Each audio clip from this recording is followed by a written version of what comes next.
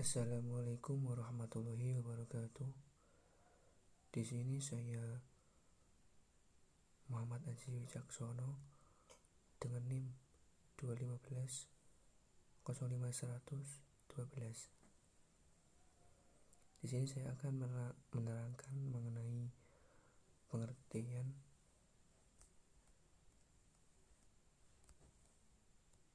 Pancasila sebagai filsafat. Secara harfiah atau etimologis, Pancasila berasal dari bahasa Sanskerta dari India, bahasa kasta Brahmana yang dapat dijabarkan dalam dua kata, yaitu panca yang berarti 5 dasar, yaitu 5 dasar negara Republik Indonesia. Istilah sila juga bisa berarti sebagai aturan yang melatar belakangi perilaku seseorang atau bangsa, kelakuan atau perbuatan yang menurut adab atau sopan santun, akhlak dan moral.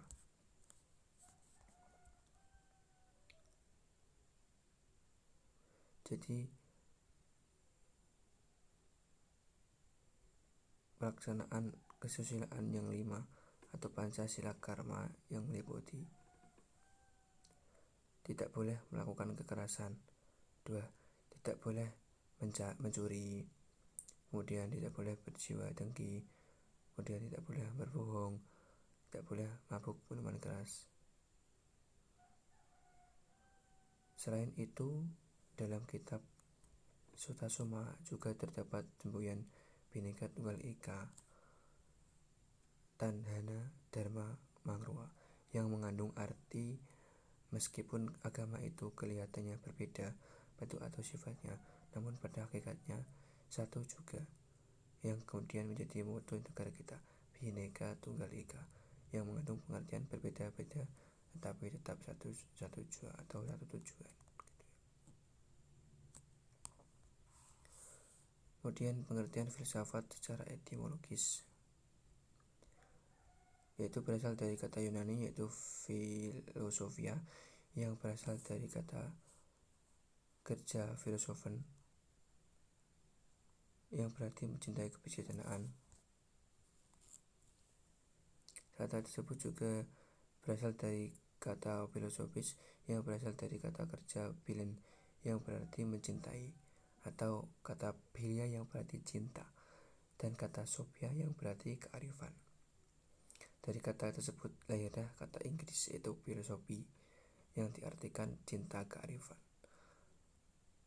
Filsafat adalah suatu pengetahuan yang menyelidiki segala sesuatu yang ada secara mendalam dengan menggunakan akal sampai kepada hakikatnya. Filsafat bukan mempersoalkan gejala-gejala atau fenomena, tapi yang dicari adalah hakikat dari suatu fenomena. Kemudian B, Pancasila sebagai filsafat.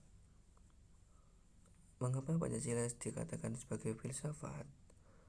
Hal itu dikarenakan Pancasila merupakan hasil perenungan jiwa yang mendalam yang dilakukan oleh para pendahulu kita, yang kemudian dituangkan dalam suatu sistem yang tepat.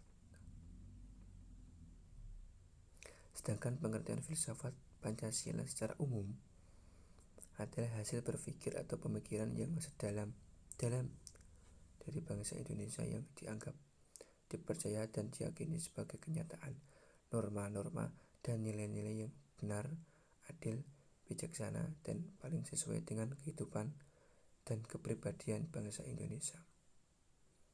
Jadi di dalam ideologi atau di dalam Pancasila itu terdapat makna yang nilai-nilai yang sangat penting yang harus dijalankan seluruh bangsa, seluruh masyarakat. Kemudian C, kedudukan dan dasar sehingga Pancasila dijadikan sebagai sistem filsafat bangsa Indonesia. Pancasila sebagai sistem filsafat berkedudukan sebagai suatu kesatuan dari bagian-bagian yang saling berhubungan, saling bekerja sama antar sila yang satu dengan sila yang lainnya.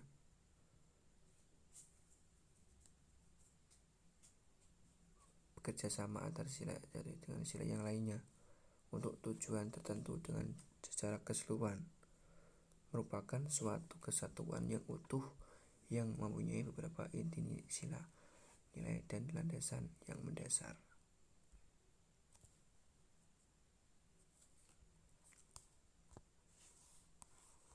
Alasan Pancasila sebagai filsafat bangsa Indonesia adalah: yang pertama, secara praktis atau fungsional dalam tata budaya masyarakat Indonesia, prakemerdekaan nilai Pancasila diakui sebagai filsafat hidup atau pandangan hidup yang dipraktekkan.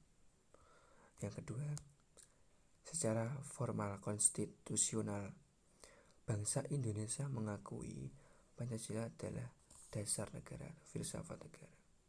Tiga, secara psikologis dan kultural, bangsa dan budaya Indonesia sederajat dengan bangsa dan budaya manapun. Karenanya, wajar bangsa Indonesia sebagaimana bangsa-bangsa lain atau Cina, India, Arab, Eropa mewarisi sistem filsafat dalam budayanya. Jadi Pancasila adalah filsafat yang diwarisi dalam budaya Indonesia. Kemudian yang keempat, secara potensial, filsafat Pancasila akan berkembang bersama dinamika budaya. Jadi filsafat Pancasila itu berkembang dengan budaya atau kebudayaan yang berlaku di masyarakat. Filsafat Pancasila akan berkembang secara konsepsional, dan kepustakaan secara kuantitas dan kualitas. Filsafat Pancasila merupakan bagian dari khasanah dan filsafat yang ada dalam kepustakaan dan peradaban modern.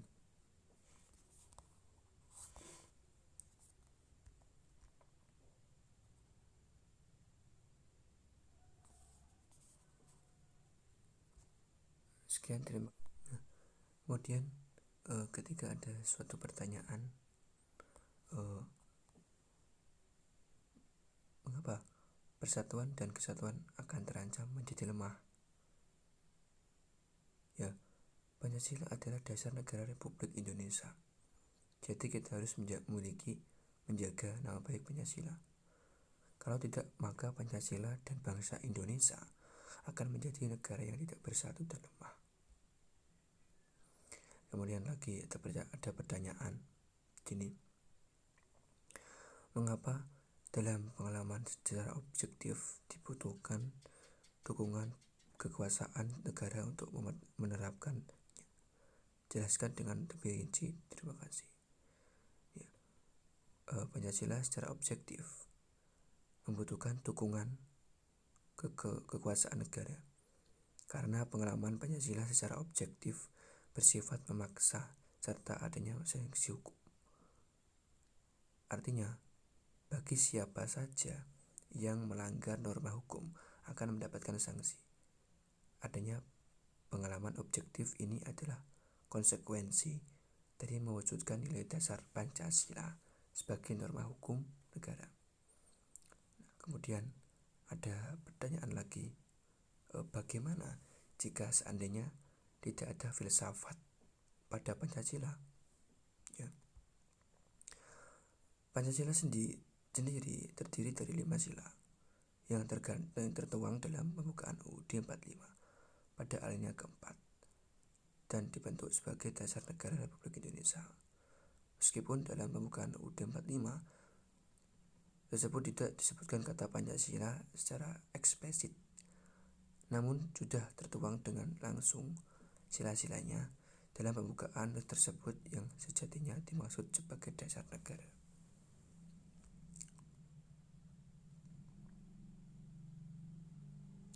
Untuk mengetahui secara mendalam tentang Pancasila, perlu digunakan pendekatan filosofis, yaitu dengan memahami Pancasila berdasarkan pendekatan filsafat merupakan suatu pengetahuan yang mendalam tentang Pancasila. Dalam hal ini, filsafat Pancasila dapat menjadi refleksi kritis dan rasional tentang Pancasila dalam bangunan bangsa dan negara Indonesia.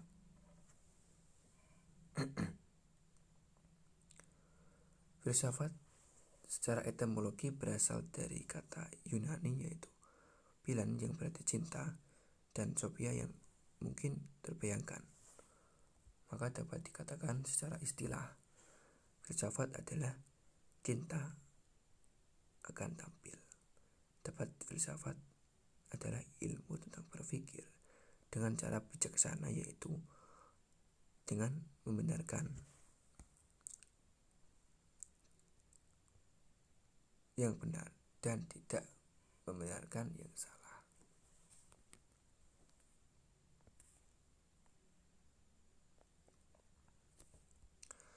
Kemudian ada pertanyaan lagi, apa sih fungsi dan tujuan dari Pancasila sebagai filsafat?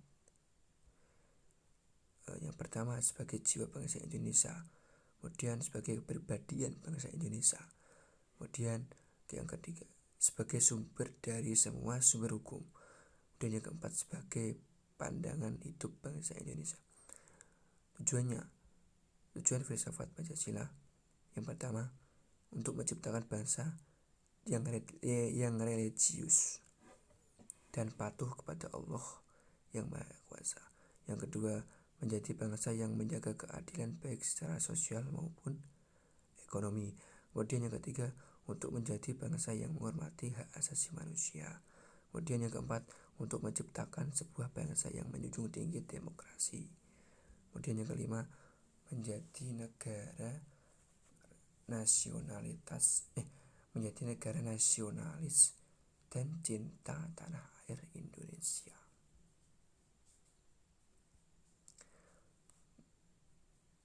Kemudian ada pertanyaan lagi, apa sih yang terjadi jika bangsa Indonesia tidak memiliki filsafat Pancasila?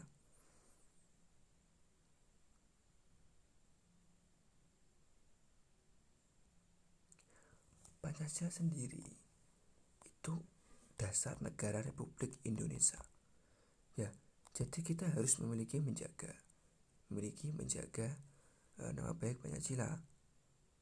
Setidaknya berusaha untuk selalu menjaga dan mengamalkan. Kalau tidak, maka apa yang terjadi? Pancasila dan bangsa Indonesia akan menjadi negara yang tidak bersatu dan lemah. Gitu. Bisa dimengerti? Yang kemudian ada pertanyaan lagi, bagaimana contoh penerapan Pancasila sebagai filsafat dalam kehidupan saat ini? Yang pertama yaitu menerapkan toleransi antar umat beragama. Kemudian mengikuti persamaan hak, kewajiban, dan kedudukan semua orang sama di mata hukum, agama, sosial, dan lainnya. Kemudian bangsa menggunakan bahasa ibu atau bahasa Indonesia.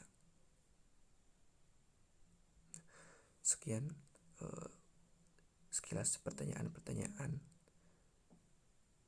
yang telah didiskusikan. Semoga bermanfaat. Wabillahi taufiq wal hidayah. Assalamualaikum